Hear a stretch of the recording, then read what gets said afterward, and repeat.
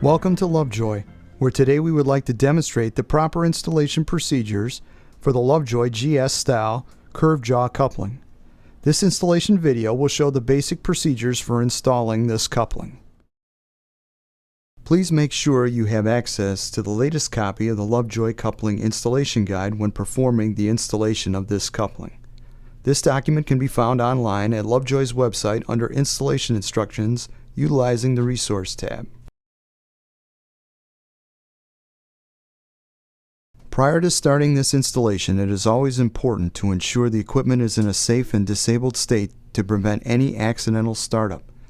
Because of possible danger to the person working on the equipment, you should always consult all applicable federal, state, and local regulations covering the safe operation and maintenance of equipment. This includes, without limitation, the lockout-tagout procedure defined by OSHA. The following components are provided with the purchase of your Lovejoy GS clamp style curved jaw coupling. You should have 2 GS clamp style hubs and a GS spider. You may note that the GS spiders are similar to the curved jaw spiders, except that the GS spiders have a closed or webbed center. Curved jaw spiders are color coded based on the shore hardness and torque capacity of the material. Always inspect the components to ensure the parts are the proper parts that you ordered. Review your application details to ensure that this is the proper coupling to accommodate your application requirements. If the shaft and the hub both have keyways, make sure you have the appropriate key ready to use when performing this installation. Ideally, the key should be the same length or slightly longer than the hub to transmit the maximum allowable torque. It is always recommended to keep a copy of the specific coupling installation guide readily available when installing your Lovejoy coupling. The installation guide contains charts that show the necessary details, including allowable coupling misalignment and torque settings for tightening the set screws and bolts. Some installation guides may contain performance and dimensional information important when confirming the accuracy of the coupling selection. Let's look at the necessary tools we will need to perform this installation.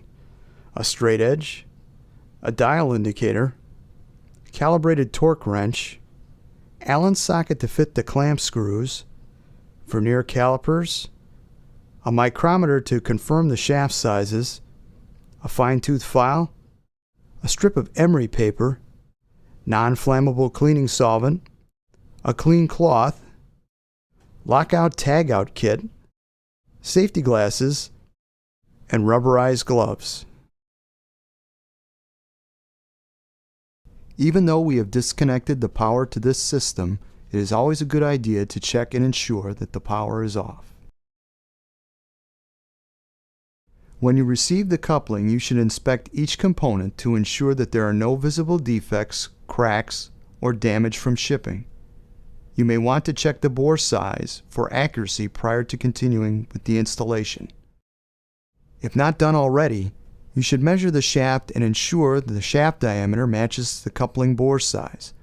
Then inspect the shaft and clean up any nicks or burrs from the keyway or shaft diameter.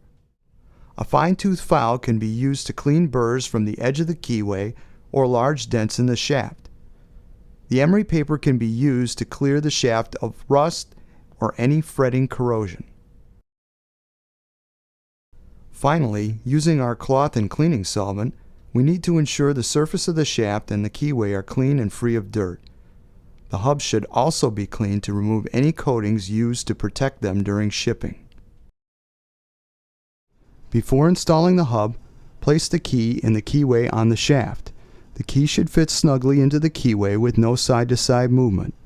The end of the key should line up with both the end of the shaft and the hub. Please note that the Lovejoy curved jaw coupling hubs are manufactured with a clearance or slip fit, and the hubs should slide onto the shafts with little or no difficulty. The clamp screws should be tightened to the recommended torque settings using a calibrated torque wrench. The use of a torque wrench is important. If the clamp screws are not tightened enough, the hub could work loose and slide on the shaft.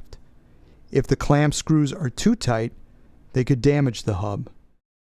We will tighten the clamp screws in one hub to the required torque and the second we will lightly tighten to allow for a minor adjustment after the equipment is moved into place.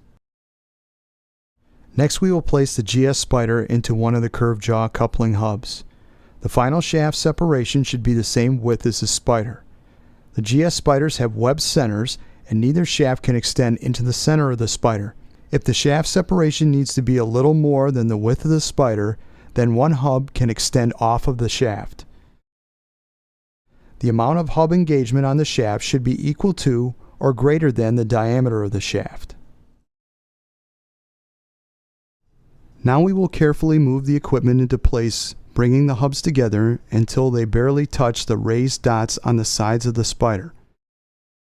Measure the width of the gap between the hub faces and compare this measurement with the G or gap dimension in the installation guide.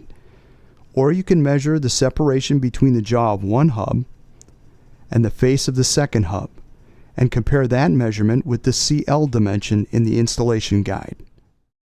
This dimension should match the installation document to within plus or minus 1/64 of an inch. At this time, we will tighten the clamp screw in the second hub using a torque wrench. Lay a straight edge across the hubs to check the basic alignment. If all sides of the coupling are accessible, check the alignment at 4 locations: 3 o'clock, 6 o'clock, 9 o'clock, and 12 o'clock without rotating the shafts. The offset between the two hubs must be less than 1/64 of an inch to prevent damage to the coupling. The angular difference between the two hubs should be less than 1 degree for GS style spiders. If the alignment exceeds the allowable amount, realign the equipment to correct this condition. If using a dial indicator, mount the indicator on the driver's shaft with the sensor touching the hub on the opposite shaft. Rotate the shaft with the indicator to the 3 o'clock, 6 o'clock, 9 o'clock, and 12 o'clock positions and make notes of the deviation on the dial. If this exceeds 0.015 15,000ths of an inch, adjust the equipment to correct this condition. When the installation is complete and the equipment is aligned to meet specifications, remove tooling and material away from the shafting and coupling. Double-check the tightness of any screws or fasteners with a calibrated torque wrench, then prepare for testing. Install the appropriate coupling guard per OSHA requirements and remove the lockout-tagout kit from the power supply.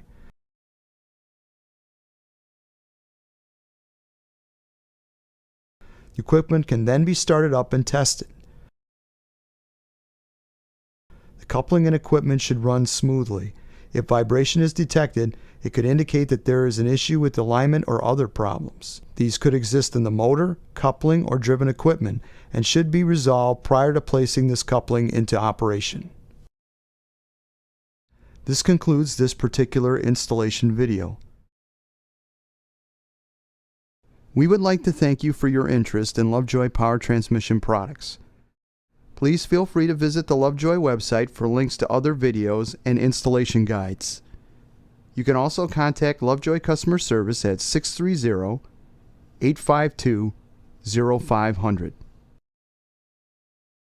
Lovejoy, building trust since 1900.